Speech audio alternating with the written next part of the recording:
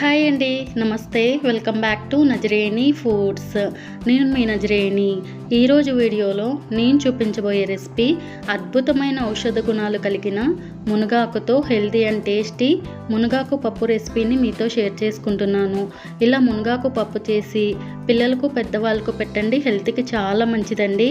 ఈ మునగాకు పప్పు టేస్ట్ అయితే చాలా బాగుంటుంది. ఈ మునగాకు పప్పు రైస్, చపాతీ, పుల్కా, జొన్న రొట్టెతో సర్వ్ చేసుకుని తింటే సూపర్గా ఉంటుందండి. తప్పకుండా ట్రై చేయండి. మరి ఆలస్యం చేయకుండా ఎన్నో వందల రోగాలకు చెక్ పెట్టే మునగాకుతో పప్పును ఎలా చేయాలో చూద్దాం రండి. ముందుగా ఈ మునగాకు పప్పు తయారు చేయడానికి మునగాకులు కోసుకోవాలి.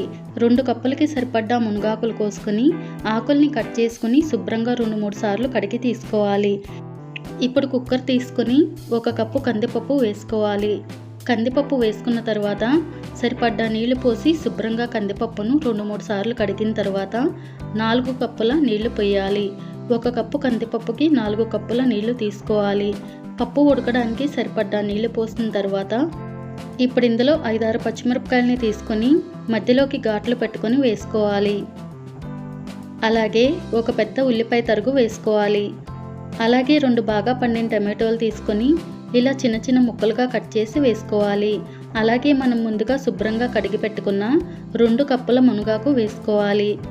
అలాగే చిన్న ఉసిరికాయ సైజ్ అంత చింతపండు తీసుకుని గింజలు నారలు తీసేసి వేసుకోవాలి. అలాగే కొద్దిగా కొత్తిమీర తరుగు, 1/2 టీ స్పూన్ పసుపు, 1/2 టీ స్పూన్ కారం వేసుకొని ఒకసారి స్పూన్తో బాగా కలిపిన తర్వాత కుక్కర్ మీద మూత పెట్టుకుని విజిల్ పెట్టుకోవాలి.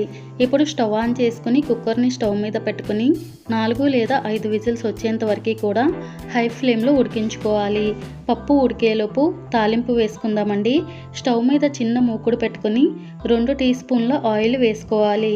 ఆయిల్ బాగా హీట్ అయ్యాక 3 లేదా 4 ఎండుమిరపకాయలని తీసుకుని తొడిమలు తీసేసుకుని ఆయిల్లో వేసుకోవాలి. అలాగే 1 టీ స్పూన్ పచ్చిశనగపప్పు, 1 టీ స్పూన్ మినప్పప్పు, 1/2 టీ స్పూన్ ఆవాలు, 1/2 టీ స్పూన్ జీలకర్ర వేసుకోవాలి. తాలింపులు దోరగా వేగిన తర్వాత 10 వెల్లుల్లి రెబ్బల్ని తీసుకుని దంచుకొని వేసుకుని దోరగా వేయించుకోవాలి. వెల్లుల్లి రెబ్బలు ఇలా దోరగా వేగిన తర్వాత కొద్దిగా కరివేపాకు వేసుకొని చిటపట అనేంత వరకు కూడా ఫ్రై చేసుకోవాలి. కరివేపాకు కూడా ఇలా మంచిగా వేగిన తర్వాత ఇప్పుడు వెంటనే స్టవ్ ఆఫ్ చేసుకుని పక్కన పెట్టుకోవాలి. పప్పు కూడా మంచిగా ఉడికిపోయిందండి. 5 విజిల్స్ వచ్చిన తర్వాత స్టవ్ ఆఫ్ చేసుకుని కుక్కర్లో స్టీమ్ అంతా పోయిన తర్వాత కుక్కర్ మీద మూత తీసి చూద్దామండి.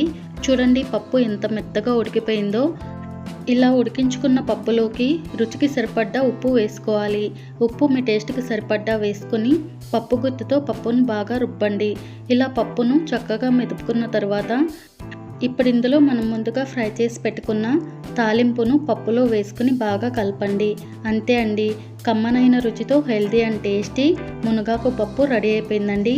వేడి అన్నంలో ఈ మునగాకు పప్పు వేసుకుని తింటే భలే రుచిగా ఉంటుందండి. తప్పకుండా ఒక్కసారి ఈ మునగాకు పప్పును ఇలా ట్రై చేసి చూడండి. ఇప్పుడు సర్వింగ్ బౌల్లోకి తీసుకుని వేడిగా సర్వ్ చేసుకోవాలి. మరి ఇంకెందుకండి ఆలస్యం, ఈ మునగాకు పప్పును తప్పకుండా మీరు ట్రై చేసి టేస్ట్ చేసి మీకు ఎలా కుదిరిందో నాకు కామెంట్ చేయండి. ఈ వీడియో మీకు నచ్చితే లైక్ చేసి షేర్ చేయండి. మరిన్ని మంచి సింపుల్ అండ్ టేస్టీ రెసిపీస్ కోసం నజరేని ఫుడ్ ఛానల్ని సబ్స్క్రైబ్ చేసి పక్కనే ఉన్న బెల్ బటన్ని ప్రెస్ చేయండి.